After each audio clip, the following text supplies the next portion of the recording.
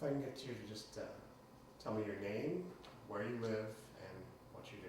All right. My name is Michael V. Hazel. I live at... Maybe we should not give a full address, just the Okay. city. All right. So you want me to start over? Yes, please. Okay. I'm Michael V. Hazel. I live in Dallas, Texas. I'm actually a native Dallasite. I was born here. And I've been lucky enough to make my career as a historian, focusing on the history of Dallas and north central Texas. So you were born here and raised here. Did you live anyplace else? Well, I grew up in Dallas and did my undergraduate work at SMU. I went to University of Chicago for graduate work. That's where I got my PhD. But I came back to Dallas and taught at SMU and got a job working at Old City Park, which is a museum that focuses on the history of north central Texas. And that introduced me to the riches of North Texas history. I really enjoyed having all the resources for local history right here. And that's led to a career for the last 20 years. And what was it? Did you always know that you were going to come back to Dallas? No, I think I suspected that I would get a job teaching in a university somewhere in the country, and it didn't really matter to me at the time where. But I got out of graduate school at a time when there was a surplus of newly minted PhD historians, not many jobs to go around. So I basically came back home and, as I said, got a job teaching at SMU part-time for a few years and really enjoyed that. But when the job at Old City Park came along, I thought that would be a great opportunity, and never really anticipating that I would stay in Dallas and that Dallas history would become my principal area of research and writing, but that's what happened. And as I said, I feel very lucky, really, that it worked out that way. I've lived in Dallas all my life, really, except for the years I was in Chicago. And I've lived long enough now that I've seen a fair amount of history take place here. So that's an advantage, I think. You mentioned you played the piano. When did you start doing that? Well, I went to a small private school that focused quite a bit on the arts, and we had little miniature organs that we pumped with our feet, and I just took to it. You know, I was 5, 6 years old. So when I was 7, my parents started giving me piano lessons, and I took lessons into high school, just long enough to be able to play for my own satisfaction, really.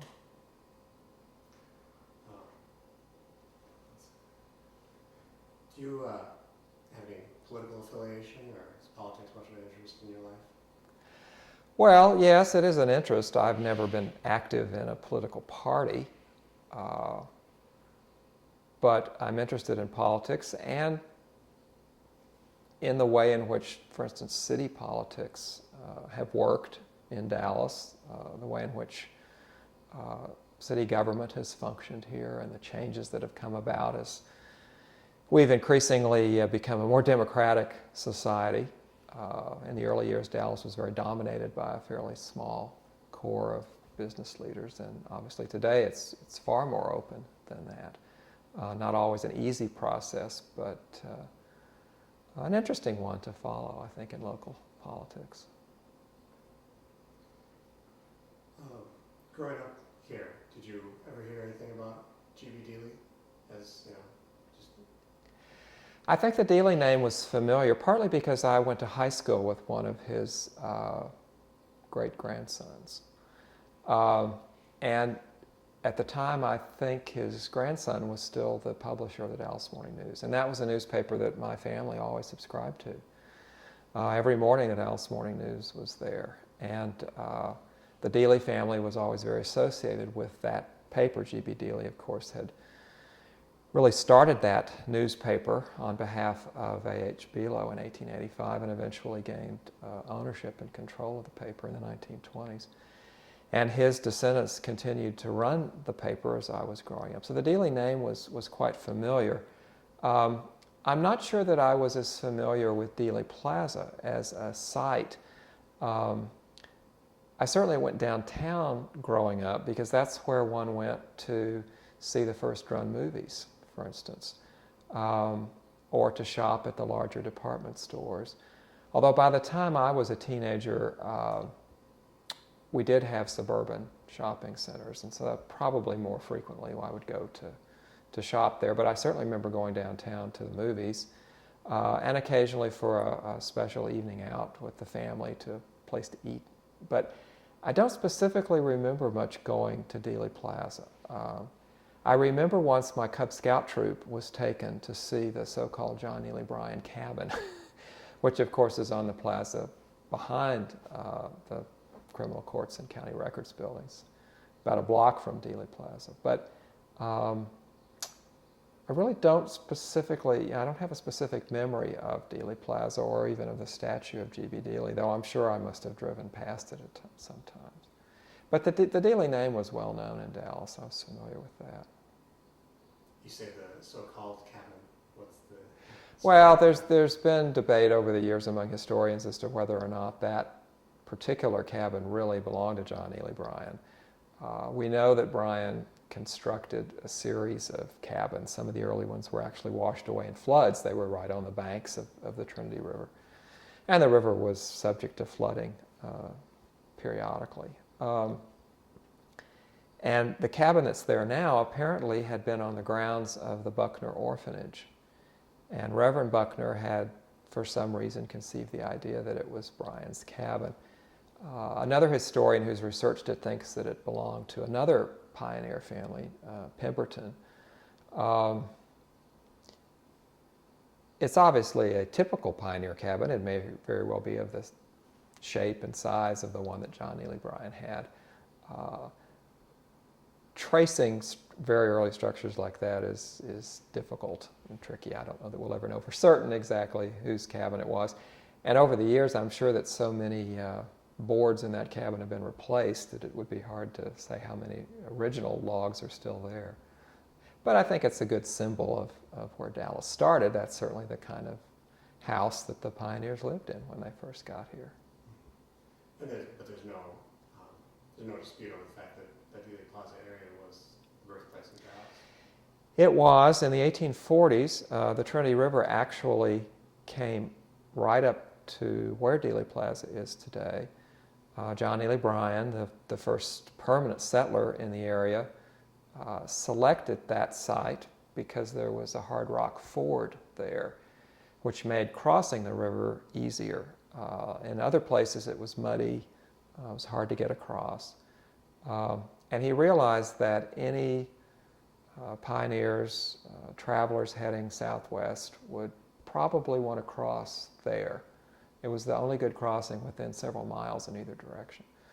So he realized it would be a good site for a town, trading post, some kind of enterprise. And so he staked a claim there.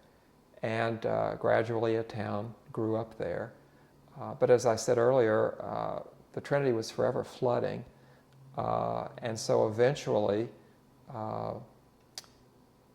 in 1910, the city hired a city planner, a man named George Kessler, to make some suggestions on how to improve the city, which had grown very rapidly by that point, but without any organized plan. And one of the things that Mr. Kessler recommended was that they move the river and confine it between levees to keep it from flooding and to basically remove the river from downtown Dallas. And so it was moved as much as half a mile away and straightened, placed between levees. And that opened up a considerable amount of land for development. And part of that development, which didn't happen until the 30s, was the creation of kind of a ceremonial boulevard coming into Dallas. That was to be the front door to Dallas. And so the triple underpass with Commerce, Main, and Elm Street branching out was to be the kind of welcoming entry into Dallas for people coming from the west by automobile. And in the process of creating those boulevards, they also created a park, and that became Dealey Plaza. So it was the birthplace of Dallas, really, in the sense that that's where John Neely Bryan settled and where Dallas had its origins. And then it became transformed in the 20th century into kind of the front door for the city after the river was moved. Going back a little bit GB and coming here. He was born in England, right? Yes, Dealey was actually born in Manchester, England, and came to this country with his family when he was a fairly young boy. I think he was only 11 or 12 years old, probably. They came to Galveston. It was a fairly common immigration route. Ships, of course, could land in Galveston. It was a port city. And in the late 19th century, it was actually the largest city in Texas for that very reason. Dealey, after a little bit of schooling, got a job as an office boy with the Galveston Daily News, which was the most important newspaper in Texas. His older brother had already gotten a job there, and that kind of eased the path for him to go to work there.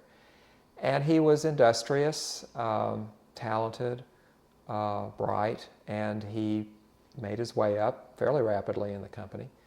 And when he was only, 23, 24 years old maybe, Colonel A.H. Below, the proprietor of the Galveston News, commissioned him to travel to North Texas and scout around and decide which town would be the best site for Below to establish a sister newspaper, because Below realized that North Texas was growing very rapidly. The railroads had arrived in the 1870s. It was kind of a boom atmosphere going on up here.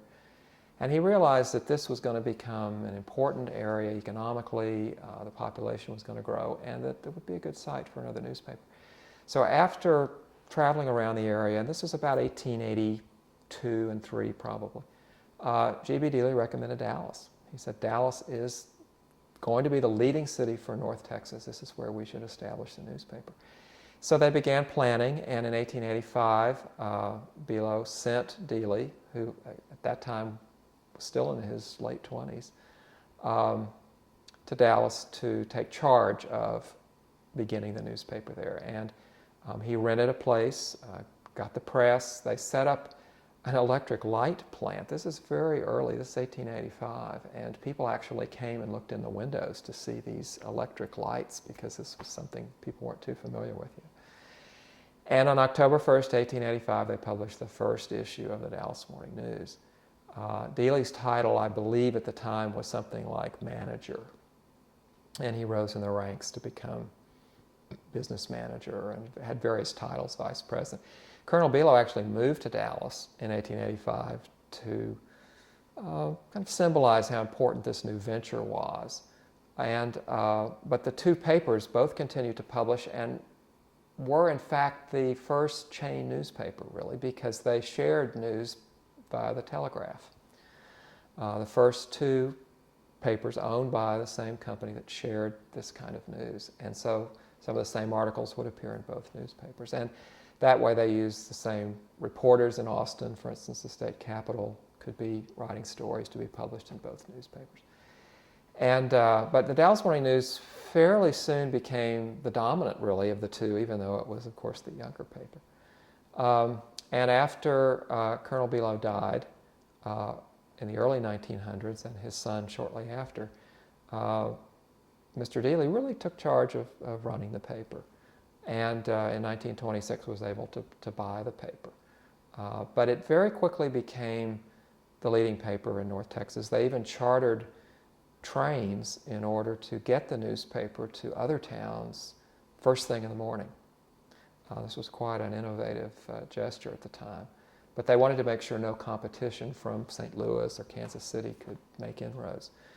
And it always saw itself really as a state newspaper. They always had Austin correspondents. They were intent on covering more than just the city of Dallas. They even for many years published a weekly edition, which was at one time called something like the Farm News or the Semi-Weekly News, but specifically for people in small towns and rural communities, and made sure to cover those communities as well. The Dallas Morning News, well into the 20th century, really saw itself as almost a statewide newspaper, not just a Dallas newspaper, and had a good bit of influence for that reason. And G.B. Dealey himself gained a great deal of respect. He remained with the newspaper until his death in 1946, so it was a very long period of time. He was very much the dean of newspaper publishers in Texas and received a lot of honors in his later years. So a very highly respected man in his professional life.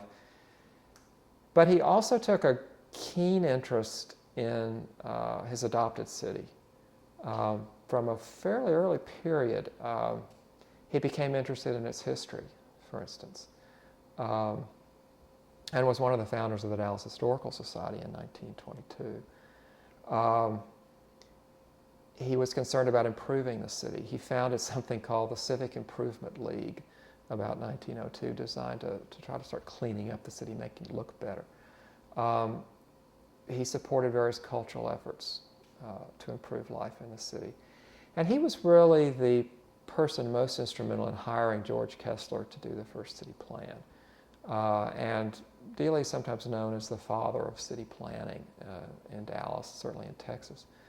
Because he was very concerned at the rather haphazard way in which Dallas had developed. No particular plan up to individual property owners, what they could build. The streets didn't always align with one another. Getting from one side of town to the other could be difficult. We were very much a transportation center and had 7 or 8 different railroads that came through Dallas, but they all went to different depots, and the tracks ran through the middle of the town and created congestion. And as the automobile began to come into the city in the early 1900s, the congestion was becoming a real problem.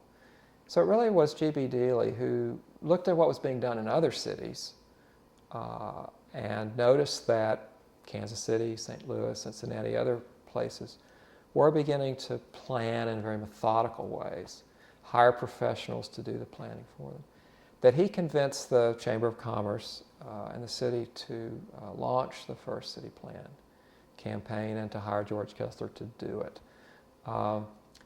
As I said, moving the Trinity and confining it between levees was one of the projects. Removing many of the railroad tracks and consolidating the passengers depots all into one Union terminal was one. Landscaping boulevards like Turtle Creek was another. Not all these happened right away, but Kessler had a great influence on the shape and the development of Dallas for several decades. And creating an attractive entrance into the city via what eventually became Dealey Plaza was another. The plaza was not named for Mr. Dealey right away. I think that came in probably about the mid-30s, and he was rather reluctant.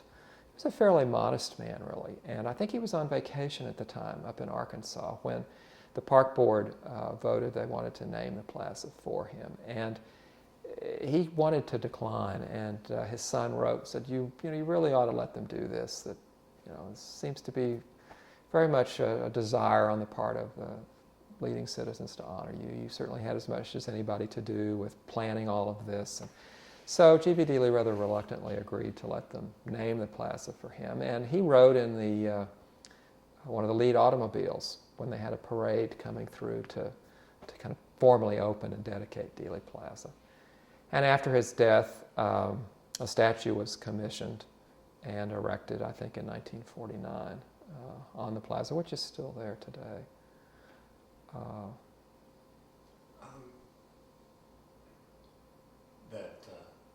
The parade, did it go down Main Street to the center?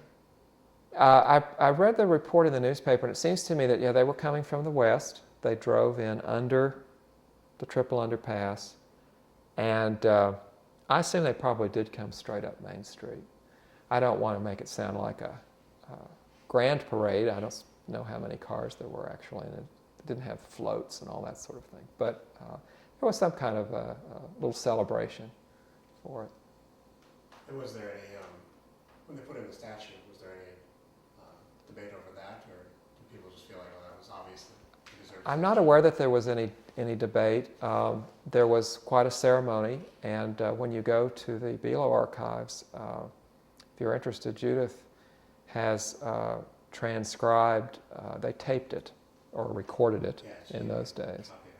And so one can listen to the speeches. I think the president of SMU, may have presided, and I mean there were a lot of prominent citizens who participated in that ceremony. And then Dealey also got into radio, correct? Well, that's true. Much of the credit for the Dallas Morning News going into radio goes to his older son, Walter. Radio, of course, was just coming in the early 20s.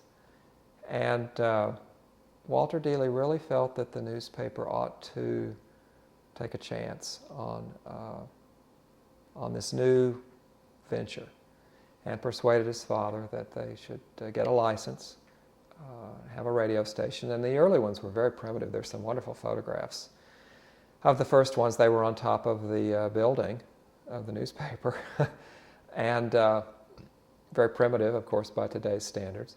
They got the call letters WFAA, which they subsequently decided could stand for Working for All Alike. And the radio station gained popularity, of course, very quickly. It was a new medium, but became very popular, and particularly during the 30s. Of course, it had really taken off by that point. The radio station had moved to one of the downtown hotels, and people could actually come and watch many of the broadcasts, which were live. They had an early morning program called the Early Birds, which was very popular, with singers and bands and comic acts and the like.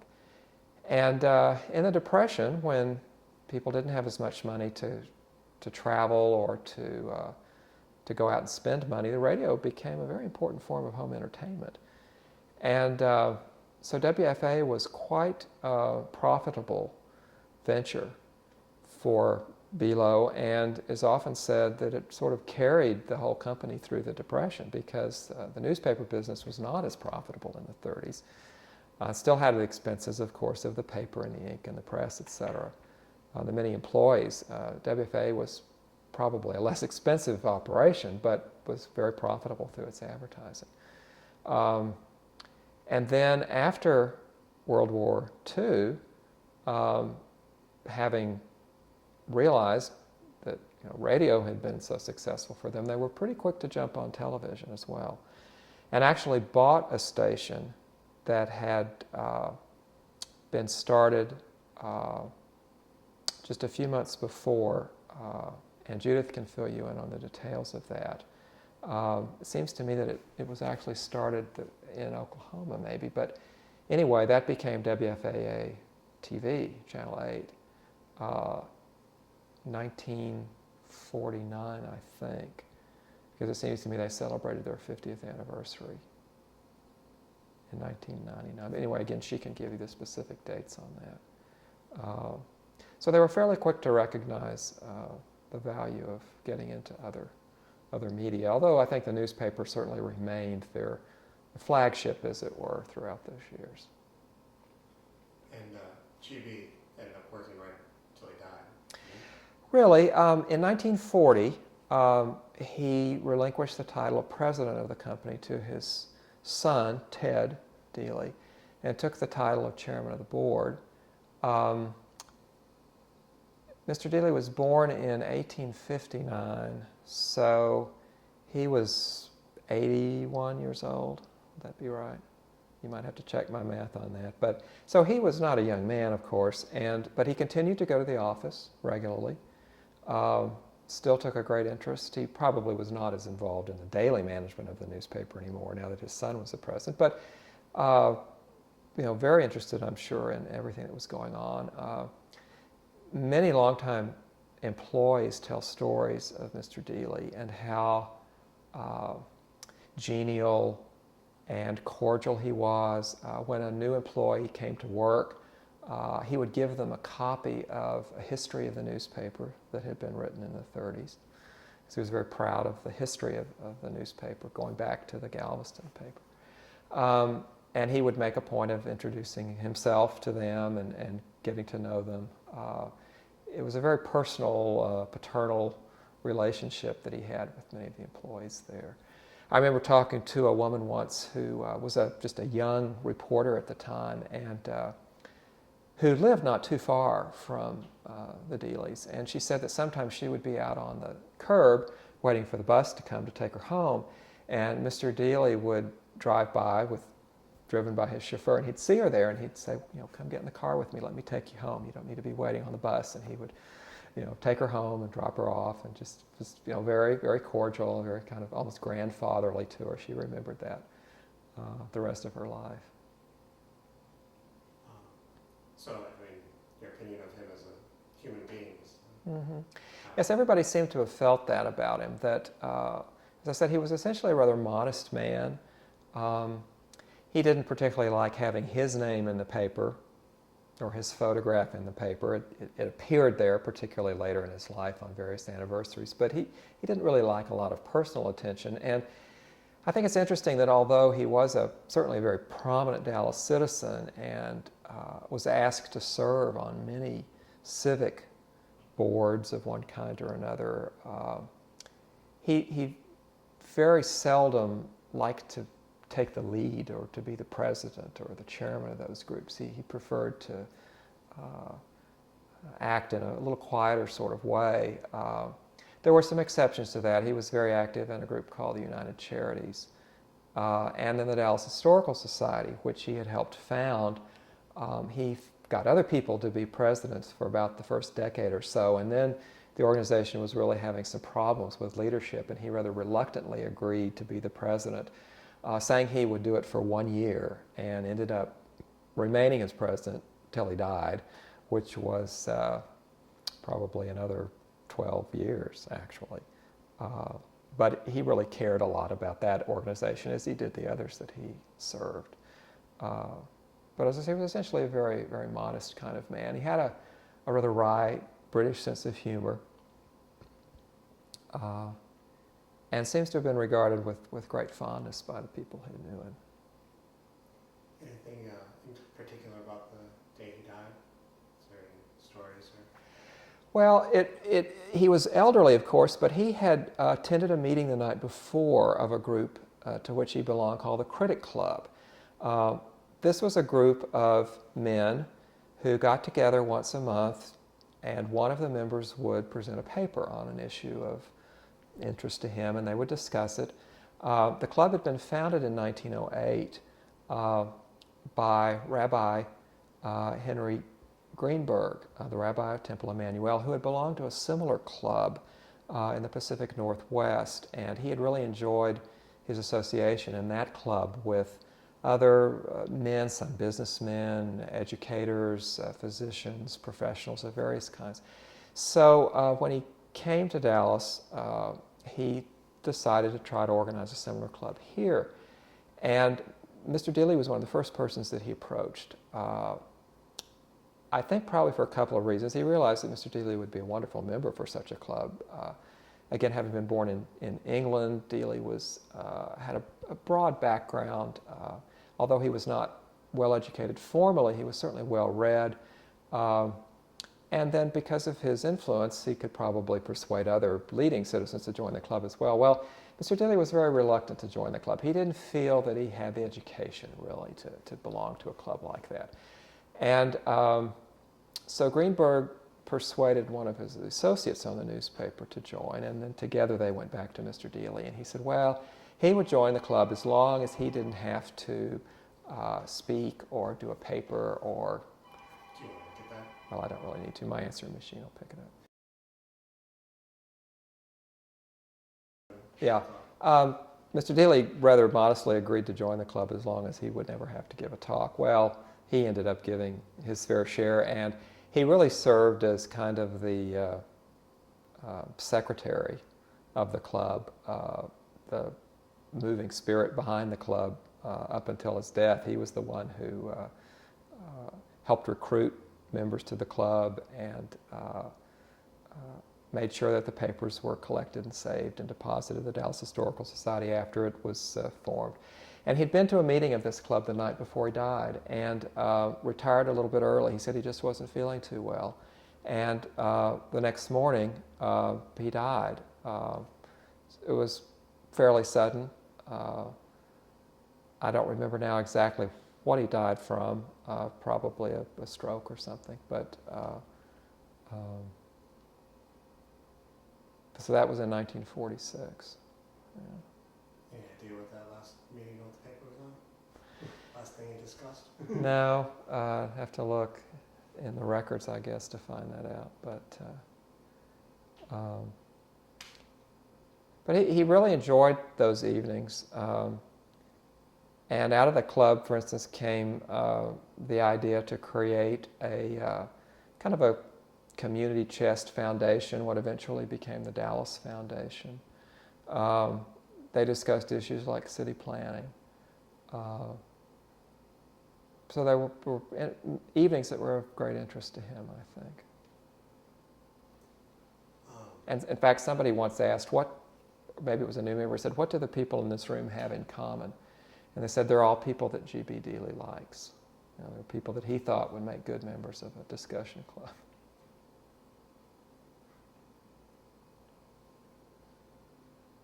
So is there anything that people would be surprised to know about G.B. Dealey, or anything that's not commonly known? Is there anything that kind of humanizes him as far as he particularly, he collected something, he enjoyed doing something, a particular hobby,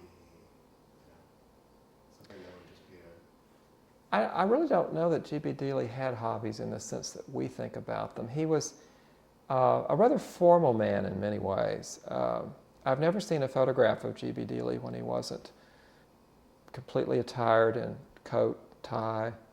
I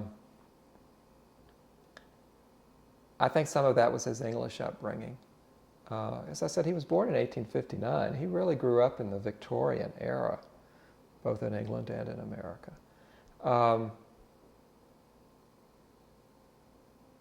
I suppose many people didn't realize that he had not had very much formal education. And that was just a product of the fact that his family had immigrated to this country when he was pretty young, and he needed to earn some money to help the family out. And so he went to work when he was only about 14 years old. But he certainly valued education. He was one of the supporters for SMU when it was founded. Helped raise money for the university. He felt it was very important for Dallas to have a university. He really cared a great deal about the city of Dallas. He wanted it to be a great city, and not just in population or in financial terms, but in quality of life, as we might say today. You know, it needed a good university. It needed arts, culture, libraries, all the kind of things that go to make up a good city. Do you know why his family decided to come here in the first place? I don't. There's a biography of G.B. Dealey that Judith can give you, and it might give a little more information. I don't know a lot about his parents. He came from a large family. I think there must have been 9 or 10 children in the family. Again, the back of the book has a list of all of his brothers and sisters. So I am sure it was for economic betterment that they simply felt they could do better in the United States than they'd been able to do in England. As far as those times when the Dallas Morning News was big and when G.B. Dealey was running, the state was all Democrat then, correct? Yes. So, I mean, obviously, that was his political affiliation, but did he let his politics enter into his newspaper? Well, I've never really heard much about G.B. Dealey's political convictions. The newspaper, by and large, probably did support Democratic candidates simply because Texas was essentially a one-party state throughout this era. Dealey's impact on the editorial positions of the news is best known in more specific cases. For instance, in the early 20s, when oil was first becoming an important economic resource. There was a lot of fraudulent oil companies being created, and I think through GB's influence, the paper announced that it was not going to accept any oil advertising because it didn't want to feel responsible for advertising that might, encourage people to invest in companies and lose their money. And then a little bit later in the decade, and this is perhaps the best known incident, is when the Ku Klux Klan became so prominent in Dallas. It really gained control of municipal government, police, some of the courts. The Dallas Morning News very courageously took a stand opposing the Klan and began publishing articles exposing the Klan. And it hurt the news very badly economically. Many advertisers withdrew their advertising. Individuals canceled subscriptions. And actually, that was about the time at which the company sold the Galveston Morning News, Galveston Daily News, simply in order to have the cash to keep operating. Mr. Dealey himself did not actually launch the campaign, and Darwin Payne can give you the whole story. It was an editorial writer who did so. But once he did it, G.B. Dealey fully supported him. And I think in both of those instances, those are examples in which his underlying convictions manifested themselves in the editorial positions of the newspaper. I have a sense that at that time there was not as clear a distinction perhaps between the editorial side of the newspaper and the publishing business side as subsequently has developed in American newspapers. Do you think that the Dealey, the Bealo company, but the way the Dealey family ran their business was influential on other newspapers and other companies? Well, there's a well-known quote. Adolph Oakes, who was the publisher of the New York Times, once gave credit to G.B. Dealey for serving as a model for how a publisher should behave, how a newspaper should be run. Again, I'm sorry, I don't remember the exact quote, but Judith probably has that down at Bealo. It's rather well known. I mean, documentaries are about how people remember things. Sure. Yeah. How they, Yeah. Okay. Stepping up a little bit in time, what were your impressions of John Kennedy? I was about 12, I guess, when he was elected president. And that was certainly the first presidential election that I was really aware of, I would say. And I remember watching his inauguration, watching him bareheaded in the cold January morning, Robert Frost reciting a poem. And even at that age, I had a sense that something new was taking place, that there really was a new generation. President Eisenhower had been very sort of grandfatherly, of course, much older. Kennedy just seemed so much more youthful, and Jacqueline Kennedy, of course, his wife, also. But I can't say that I was very politically aware, really, at that age. I do think I was aware that many people in Dallas did not support his policies. And the Dallas Morning News was probably one of those. There was an incident when the then publisher, Ted Dealey, was in Washington at a meeting with the president and spoke to him in ways that were not very courteous, and it gained a lot of national attention,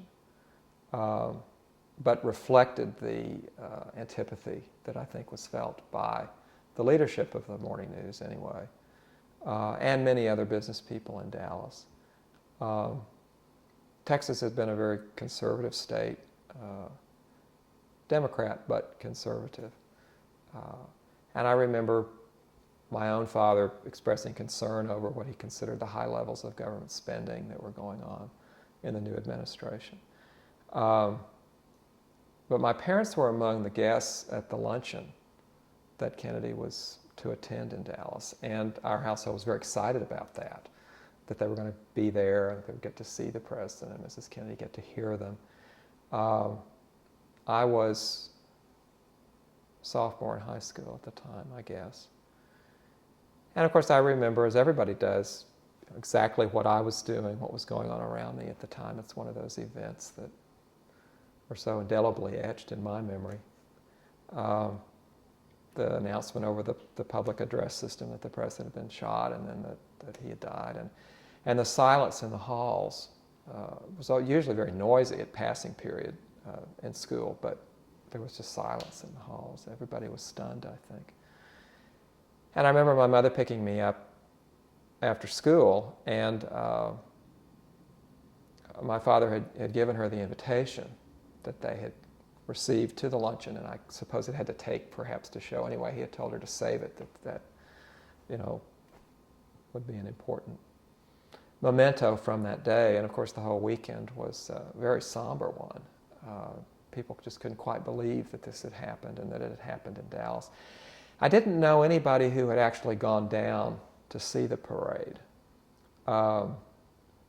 Again, my friends, of course, were my age. We were in school. They didn't let school out for the day. But I also then, of course, remember on Sunday we had been in church and we came out and heard on the car radio that Oswald had been shot. And that was just like, you could hardly believe, one more terrible thing had happened over the weekend. And I remember, I don't remember now if we were out of school on Monday, but I certainly remember watching the funeral services.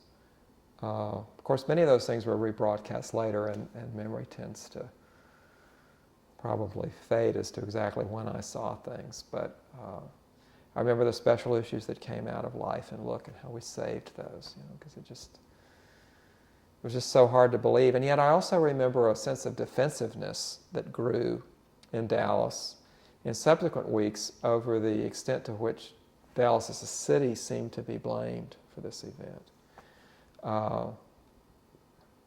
And a sense that was not quite fair, that at least at that time it seemed fairly clear that one person had done it, that Oswald was actually a communist sympathizer, not a right-wing person.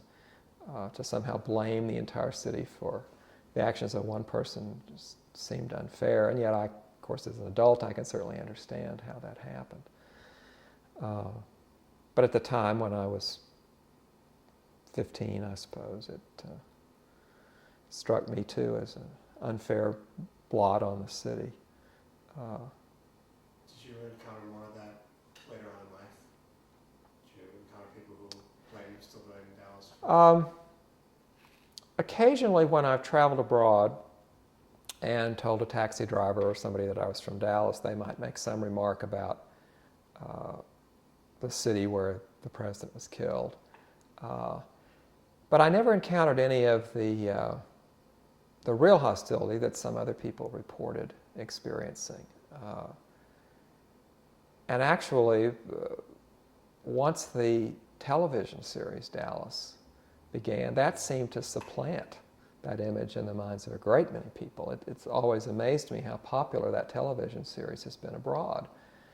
So that in subsequent years, if I was traveling abroad, that seemed to be the association with the city rather than the city of assassination.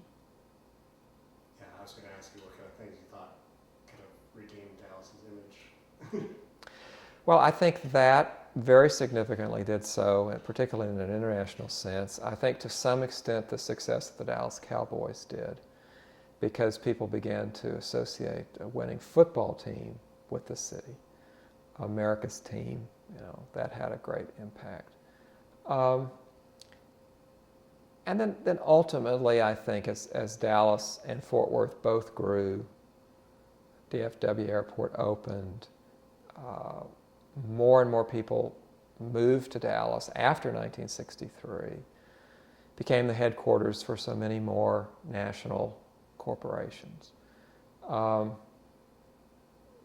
The city simply began to develop a reputation as more of a large, modern metropolitan area with its own telecom corridor, transportation hub,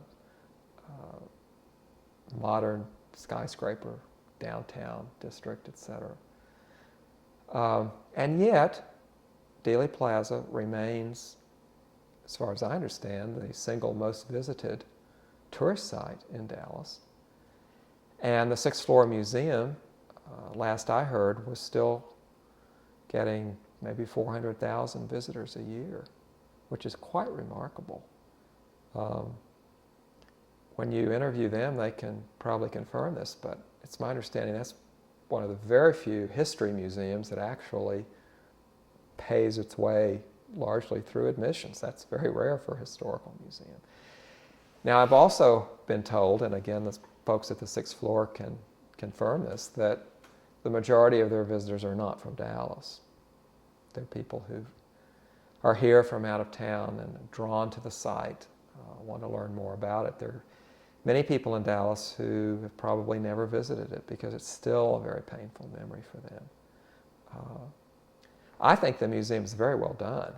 I've been several times. I've taken groups of students with me, and they all find it very, very well done, very educational, very moving experience to be there, and particularly to look out the window and look down at the plaza below, because the perspective is so different looking from the sixth floor down rather than being on the street and looking up.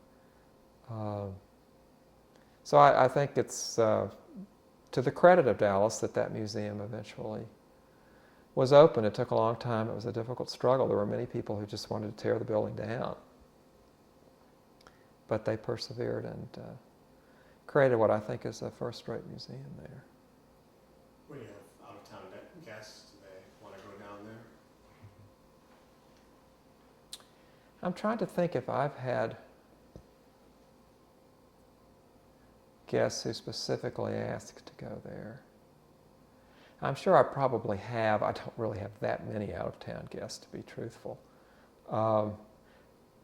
Even if they don't, I will usually, if I've given the least encouragement to take them on a tour, I'll certainly take people downtown. I'll drive them by Dealey Plaza.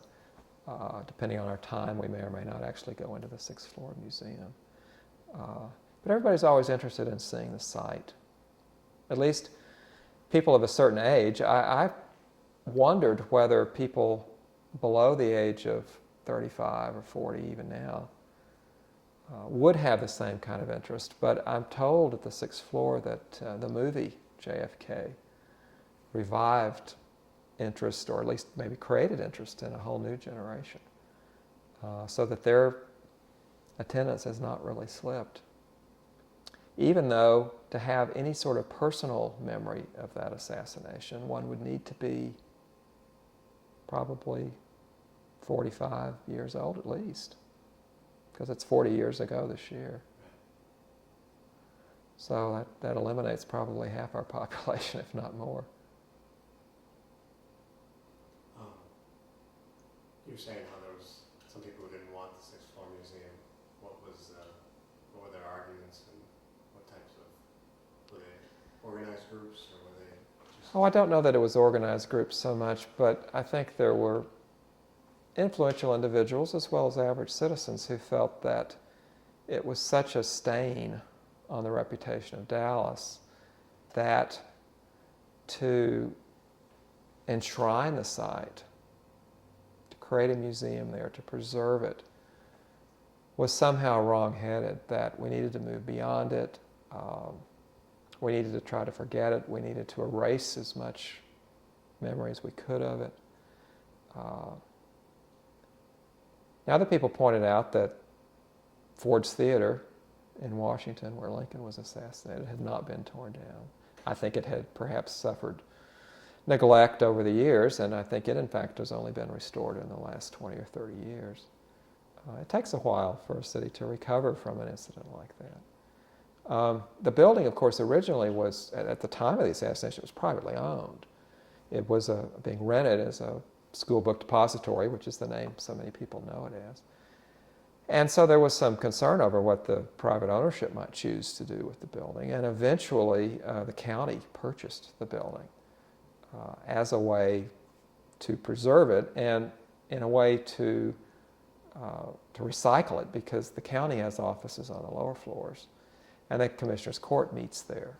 It's only the 6th floor and now the 7th floor that are museum structures or part of the museum. The lower floors are just used as offices by the county.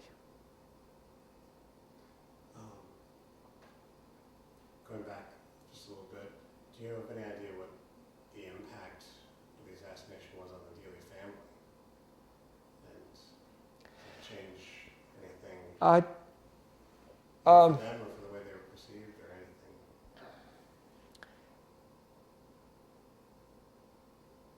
I've never spoken to a family member about the impact on them.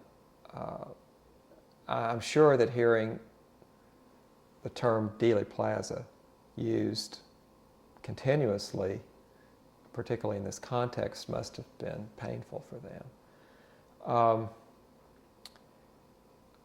I think that the next generation of Dealey family leadership at the newspaper was very conscious of the extent to which the newspaper was criticized for some of its ultra-conservative political positions, which many people felt had contributed to a climate in the city of an almost right-wing fanaticism, a lack of tolerance for opposing views. Whether that was fair or not, there was, for instance, as you know, a full-page advertisement that had appeared in the morning news the day of the president's visit, which was very inflammatory, derogatory, and was an ad which Joe Dealey, who was then the president of the paper, had said he would not have approved running. He happened to be out of town at the time. It was just one of those unfortunate situations. But his father, Ted, who was certainly more conservative, died in the late 60s. And under Joe's leadership and then under the current leadership, the paper, I think, has become far more moderate in its position. And I suspect that some of that is in reaction to the criticism it received at the time of the assassination itself. But how the family itself felt, I don't really know. So do you think that after the assassination, kind of the political climate in Dallas in general changed? I think there was a concerted effort to do so. Throughout the 1950s and early 60s, Dallas had been represented in Congress by a man named Bruce Alger, who was very, very conservative. He rejected any form of federal aid, for instance, and so as a result, Dallas never benefited from what federal aid was going during those years. And there was a sense on the part of city leadership that Alger was part of the problem, that this creation of this kind of ultra-extreme right-wing fanaticism in the city, and that he needed to go. And so they persuaded the mayor, Earl Cabell, who enjoyed kind of general support within the city, to resign as mayor and to run against Bruce Alger. In the elections, I suppose that would have been in 1964, and Cabell was elected. And his successor as mayor was sort of hand-chosen by the civic leadership, was a man named J. Eric Johnson, who was not a politician. He was one of the founders of Texas Instruments, but had been very active in civic leadership, had been the president of the Dallas Citizens Council, I guess it was called, which was a leadership group of businessmen primarily. Johnson was known as a problem solver, a man, actually an engineer by training, who was very good at analyzing problems and reaching consensus. And he was the ideal person to become mayor of Dallas at the time, and he launched a program called Goals for Dallas, which was a sort of city planning effort, but broader than previous ones, which had usually focused on nuts and bolts kind of things, infrastructure like highways and sewage and water treatment and the like. He wanted to focus as much on quality of life issues and to involve as many people as possible. And so through a series of town meetings, the city focused on issues like education and cultural enrichment and libraries and schools and all sorts of things. And under Johnson's leadership, I think it really helped the city to focus on positive things, not just to dwell on the horror of the assassination, but to actually challenge the city to dream about what it could be, what ideally the city could be. And he even said, don't worry right now about what it will cost or how practical it's going to be. Let's just think about what could be the best for Dallas. And the Goals for Dallas program went on for many years, actually, and resulted in a number of bond proposals that funded a new central library, the new city hall, put air conditioning in all the public schools, a whole series of things that came out of that. But I think primarily it was, its greatest benefit was that it, as I said, focused people on something positive, began to develop greater pride in the city, and helped people and thereby to overcome this sense of despair after the assassination. So I definitely think that the climate change, the extreme right-wing behavior and attitude that had been pretty acceptable before 1963 was not as acceptable afterwards. The John Birch Society had been very prominent before that. It was seen with some disrepute afterwards. Not that all those people went away necessarily, but I think the overall climate, as reflected in the news media, among other things, did begin to moderate. What's the story, as you know, behind the Kennedy Memorial that was first put in 71? I'm probably not the best person to ask about that. Well, then just tell me. My memory is that there was a sense. This was before, of course, the old school book depository was to be remodeled as a museum. I think this was before the plans had coalesced for that. There was a sense that Dallas needed to create some kind of physical memorial to President Kennedy, and so they hired Philip Johnson, a very distinguished architect, to design something. And they actually cleared a block adjacent to the old Red Courthouse, which had some rather old and historic buildings on it. At the time, people weren't as concerned about historic preservation as we've since become, but there were some late 19th century store buildings on that block that were leveled in order to create a plaza and to build the cenotaph, I think it's called, that Johnson designed. And that was dedicated in 1971. So it took about 9 years to get that done. But that's about all I know about that. What is your personal impressions of it? Do you think it's a fitting tribute? It took me a little while to get used to it. It's very stark. When I first walked into it, I think I expected there to be an eternal flame or some plaques with quotes or something more on the inside, and of course it's not. As I said, it's very stark, very simple. But when you walk inside, you're surrounded by the white limestone walls, which seem to float because they're raised up above the ground on narrow posts. And you look up and see the sky. If you allow yourself just to be quiet and be encased there, it's a very moving experience, I think. Very peaceful. So I actually think it works rather well. And I hope they leave it right where it is. I need to change.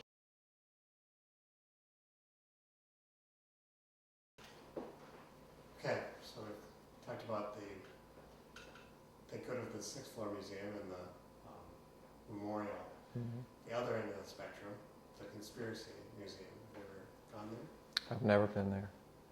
Have no interest? No interest. Okay.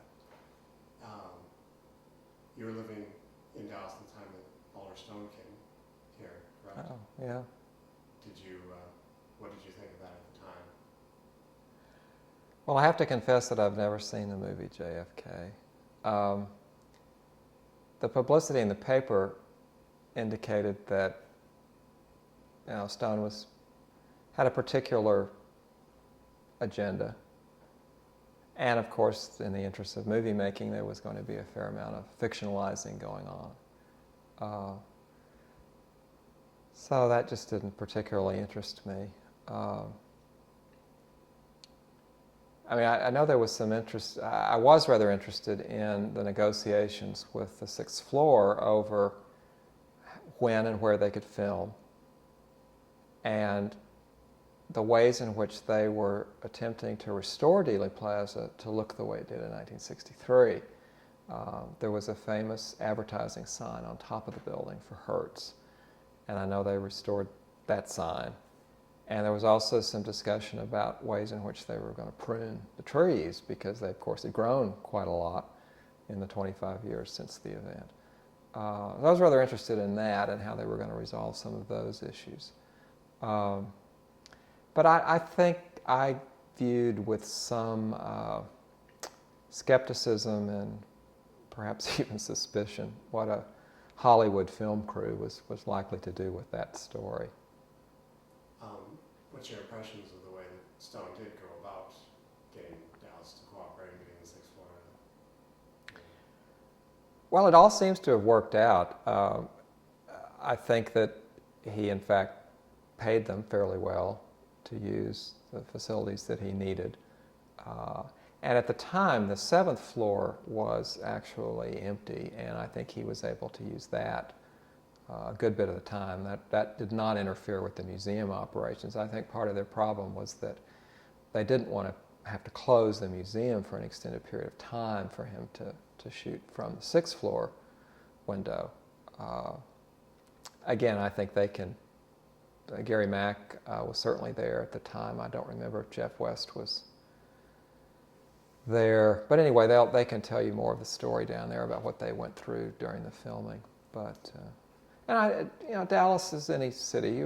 Although quite a number of movies have been made here over the years, there's always some excitement when a film crew comes, and so there were reports in the newspaper of where Kevin Costner was seen eating, or where the leading actors and actresses might be, and that sort of thing. Did you run into any of that? No. Did you avoid that whole area? No, I'm sure. I'm trying to think. Do you remember what year that movie was made? I want to say 92. 92. It might be 93. Well, I began working for Belo in 92, organizing the archives for Judith. So I would have been down at that end of town. I'm almost one, but I don't remember it, interestingly enough. I'm sure I would not have made any effort to get near that area, just because I wouldn't have wanted to get caught up in roadblocks and traffic jams and all that sort of thing. But I don't even remember having any reason to be down there. So maybe it was before I started work there. And so you've never seen the film, have you? No. Looked at, Never have. have you looked at any conspiracy-related material? Have you any interest in reading any of the books or seeing any of the movies? Not really.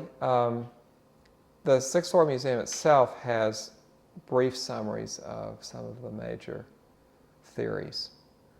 So, of course, I've looked at those.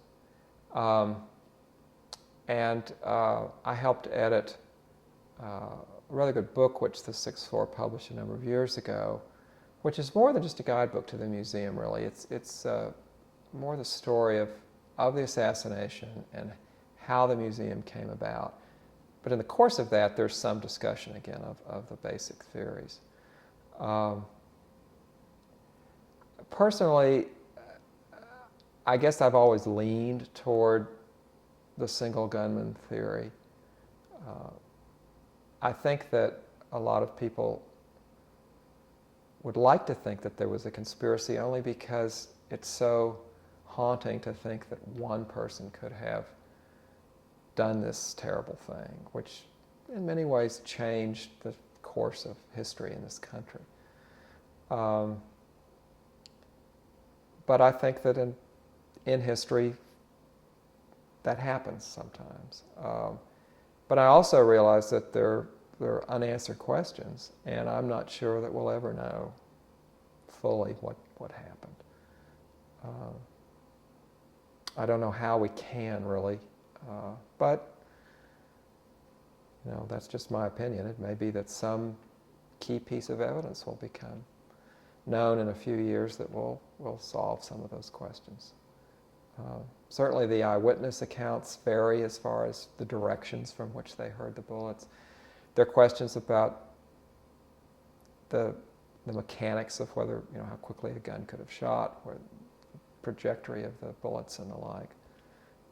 So I fully realize that there's people who have questions and doubts have very logical reasons for them. But I guess I've just never wanted to be drawn into that quagmire, because I think that there is no solution right now. And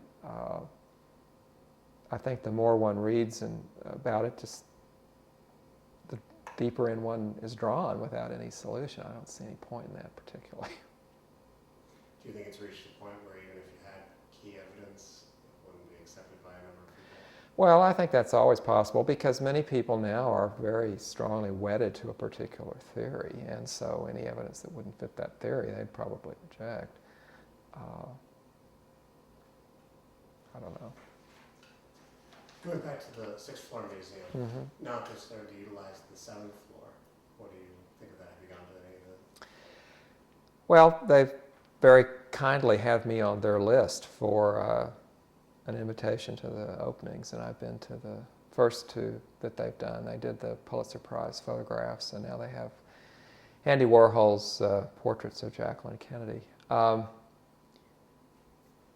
Any museum faces a challenge of attracting repeat visitors unless it can present new things for them to see. And the sixth floor museum itself is pretty much a static exhibit. They've changed and updated certain things, but basically it tells a particular story. It does it very well, but it's not going to change particularly. The seventh floor gives them the ability to do that. They can have these traveling shows which relate to their overall mission, which perhaps elucidate a particular byway. I mean, in this particular case, Jacqueline Kennedy was something of an icon even before the assassination, certainly afterwards, and so Warhol's portraits of her are of interest, and they've surrounded those with certain artifacts and film and all. It's an interesting little exhibit up there.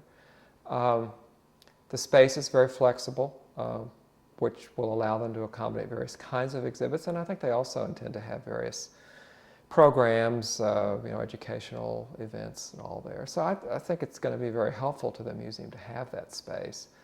The view is great. It's the top floor of the building. And it had been a fairly unused space before. They had occasionally had programs there, but it was just open to the rafters. Now it's been very handsomely redone. So I applaud them. I think it's great. You think it'll help become a little bit more, a part of the Dallas community? Have more Dallas? Well, it could. As I said, it allows them to do these changing exhibits, and they have a nice guest list, so that gets people down there. They always, have nice hors d'oeuvres, and, it's just a very nice evening, and it may, in fact, be a way to attract more local people, too. As I said, I think that the largest number of their visitors probably come from out of town to the museum itself. The seventh floor should be a really good way to attract more of a Dallas audience to special events.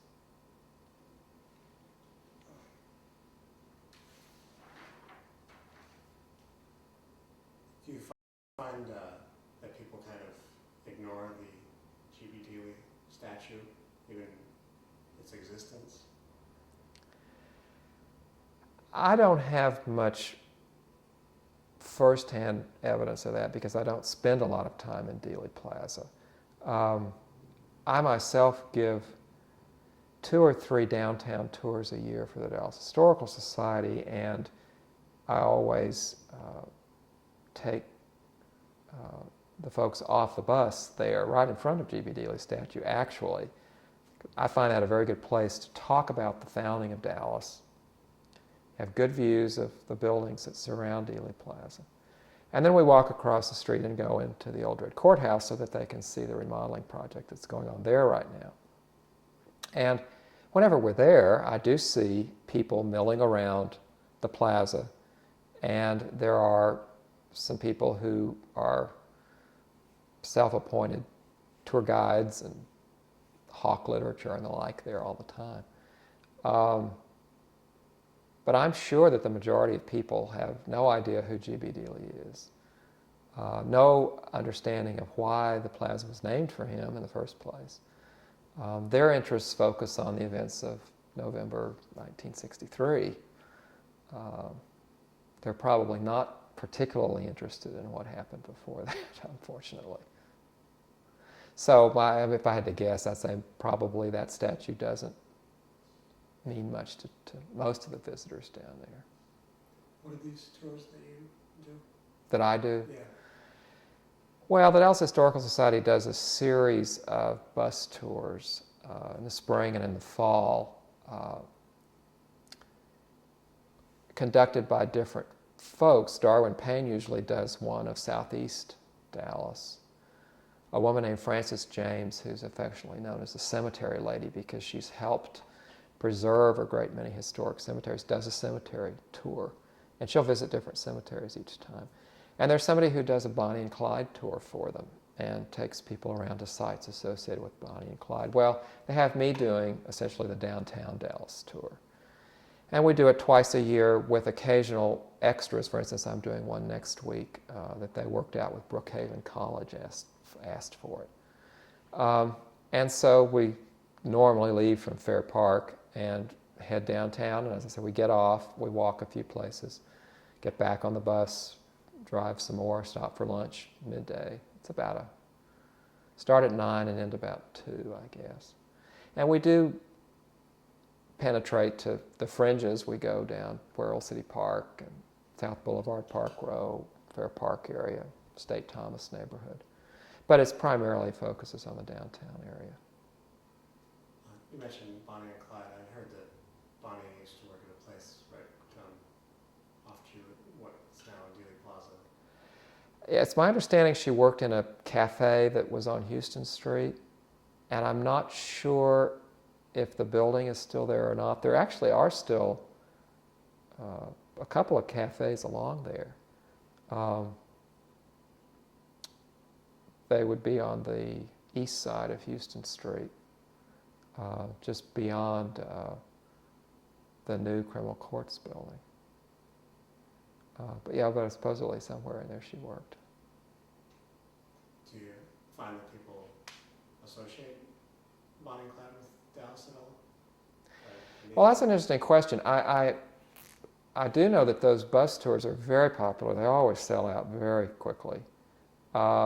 And when the Historical Society did a Bonnie and Clyde exhibit during the State Fair a few years ago, it set records for the number of people who attended. There's a fascination with them. I think that the Warren Beatty Faye Dunaway movie in 1961, which really glamorized the characters, probably had a lot to do with that. And perhaps just the typical fascination with outlaws and criminals and the like. I don't know if people necessarily associate with Bonnie and Clyde with Dallas exactly, although they both grew up in West Dallas. Their crime spree, of course, ranged from North Texas up into Kansas, I think, and Louisiana, where they were killed. They got around. So I imagine they were I'm sure they were. I've never looked at all of the newspapers for that period. There was certainly big coverage when they were shot. And there were long lines outside the funeral homes. By an odd coincidence, Clyde Barrow was at a funeral home in the former home of Colonel A.H. Below, the founder of the Dallas Morning News. That the family had rented that house to a funeral home. And then in later years, it was purchased by the Bar Association, which has restored the house as its headquarters. So Colonel Below's home still stands. But that's where there were long lines of people wanting to see Clyde Barrow. So there was a fascination with the two even in the 1930s. Bringing it back to Kennedy, when you think of Kennedy now, what things come to mind most for you? I suppose I think of kind of promise unfulfilled.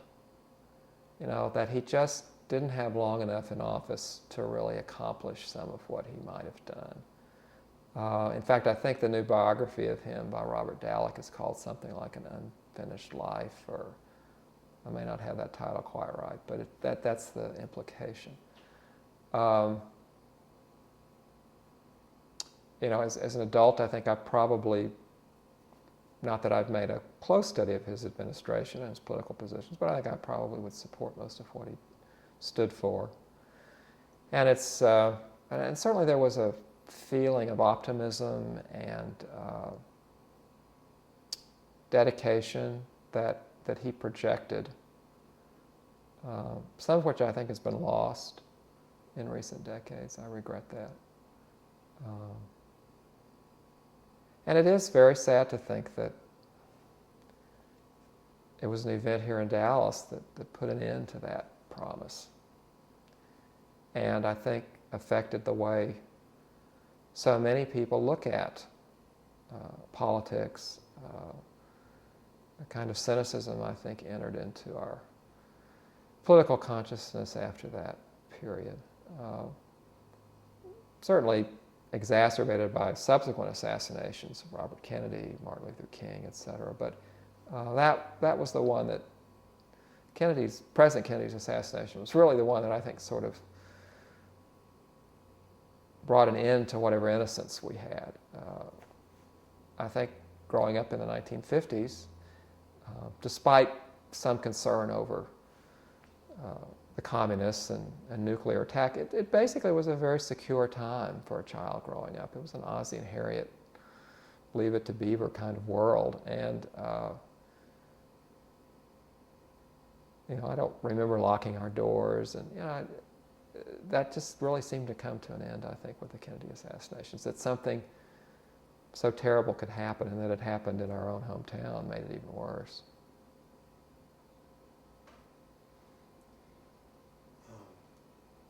What do you think about the efforts to try and rename Main Street for Kennedy?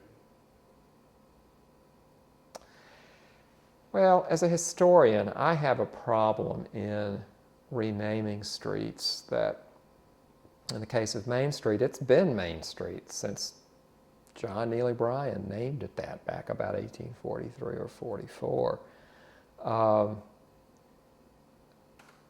You know, it's nothing particular regarding whether it would be named for Kennedy or anybody else, but Main Street as a name, of course, has a connotation.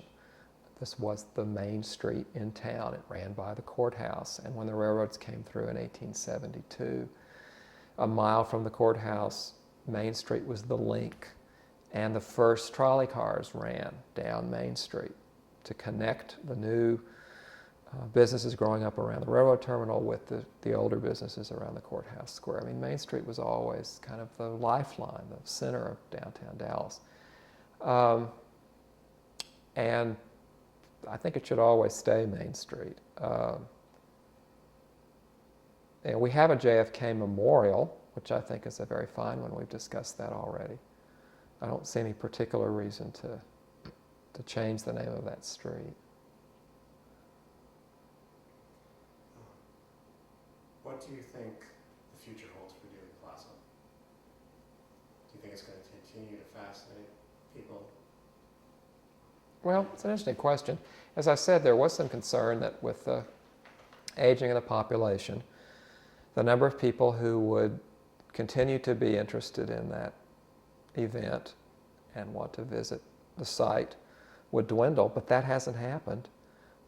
Whether because of the JFK movie or just because of the nature of the event, it seems to continue to fascinate a younger generation, people who weren't even born in 1963.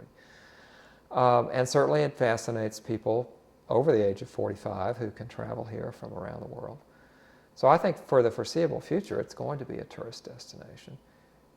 I think we have increasing sensitivity in recent decades to historic preservation and the need to preserve historic sites, to take care of them. And so Dealey Plaza, as far as I can tell, is receiving very good maintenance. The sixth floor has taken something of an oversight for the areas around there. For instance, it's actually taken responsibility for maintenance of the JFK Memorial, which had begun to deteriorate somewhat after 30 years. So I think that there's real consciousness that those areas need to be preserved, maintained. I'm hoping that with the creation of a Museum of Dallas County History in the Old Red Courthouse and with the restoration of that building, which is going on as we speak, and particularly with the restoration of the original bell and clock tower on the Old Red Courthouse, which was removed in 1990, that the plaza, the buildings around the plaza will be in good condition. There will be more actually for tourists to visit because there'll be another museum now for them to see. So I think it'll definitely continue to be a drawing card for the city. It may no longer be the front door. I don't know how many people come in from the west anymore, but it's still a very imposing entrance to the city if you do come from that direction. Why was that, the tower that's being restored, why was that removed? Well, the courthouse was actually built in the 1890s and primarily a masonry structure. And the weight of that tower, particularly the vibrations caused by the ringing of the bell, the chiming of the clock, was feared to be placing some strains on the structure. And so it was removed in 1919. But with modern engineering techniques and fabrication out of lighter weight materials, I suppose, it appears that we'll be able to restore the tower. If one sees photographs or drawings of the courthouse as it originally looked, and then you look at the courthouse today, it looks rather truncated because it did have this tower that rose up out of the center. Now, the interesting dilemma, of course, is that if the tower is restored, which I think it will be, it will alter the look of Dealey Plaza from the way it looked in 1963. And I don't know if that's an issue or not. I haven't heard anybody comment on that. But there has been some attempt to try to preserve the overall look of the plaza as it was in November of 1963. So I don't know. But it's very much my understanding that they're planning to restore the tower. The museum is for Dallas history. It's going back to an earlier point in Dallas. Yes, and it's a museum not just of the city of Dallas, but of the entire county, because the courthouse, of course, it's a county courthouse. And it's built on the site on the block that John Neely Bryan donated for the courthouse square in 1850. So it's a very historic site in and of itself, and this museum will try to tell the story of all of Dallas County from really the prehistoric era, the Native Americans, through settlement with John Neely Bryan and up to pretty much the present, at least to the year 2000. It will not retell the story of the assassination, which is very well told right across the street in the sixth floor, but we are going to discuss more of this, as I talked earlier, the reaction of Dallas to the event, how Dallas recovered from the event, the mayoralty of Mayor Johnson, the goals for Dallas, all those kinds of things will be addressed in the museum. And what is your particular involvement with it? Well, I'm part of what is known as the faculty. I guess there are 5 or 6 of us historians, Darwin Payne is one also, who've been meeting regularly for over a year and researching various aspects of county history, helping to try to collect photographs and artifacts that tell the story, and continuing to do that right now. We're the curatorial team, really, if you will, who are creating the exhibit, the story that's going to be told there, working with a professional professional exhibit design team, Gallagher and Associates out of Washington, D.C., who will actually design the casework and lay it all out. But we're the people who, as I say, are deciding on the story that will be told and trying to locate the photographs and the artifacts to do that. Scheduled time frame for? It probably will open, we hope, in 2005. It's a big job. They're still doing restoration work on the exterior of the building. They've pretty well gutted. The museum will be on the 2nd floor, and they've pretty well gutted that in the top floor, but they still have to do all the interior work. So there's a lot of work left to be done. They still keeping a courthouse in there? No, well, there hasn't, the building itself has not been used in over 10 years, except in the last few years during the restoration they did restore enough of the first floor that the Dallas Convention and Visitors Bureau was able to open a visitor center in one quadrant of the ground floor. But the renovation plans do call for restoration of 2 historic courtrooms on the top floor, one of which we hope will be a functioning courtroom, either for visiting judges or at one point there was talk of one of the probate courts being there. I don't know exactly what will develop, but that, and a courtroom that might even be used for filming purposes, or could be used for a variety of things. Somebody told me that building was donated with the understanding that there would always have to be some court activity. Well, John Ely Bryan donated that block for use as a courthouse square. And at some point, I asked that question too because I'd heard, well, if it's not used any longer for county business, the land would revert to the heirs. But I was told, no, that was all settled many, many years ago with the heirs, and it's all, the property belongs to Dallas County. And, but it will be used for county business, really. There'll be some offices there. Well, I think just to ask you if there's anything that you feel I've missed or anything that's comes to mind. No, I just think that Dealey Plaza is a unique site in Dallas because it has played a significant role in Dallas history at several key moments in that history. It was really the site of the founding of the city. And then in the 1930s, it was an emblem of city planning and beautification, and a project that put to work a great many people during the Depression, which was important at the time. And then, of course, in 1963, the site of probably the most infamous event to take place in the city's history. And subsequent to that, the focal point for thousands of visitors to Dallas who see it as almost a pilgrimage site now. So it continues to draw people, much as it drew the pioneers 160 years ago. It's rather remarkable that one site could play so many different roles over such a long period of time. Thank you very much for your answers. You're welcome. Is there any chance that I persuade you to play the piano for me?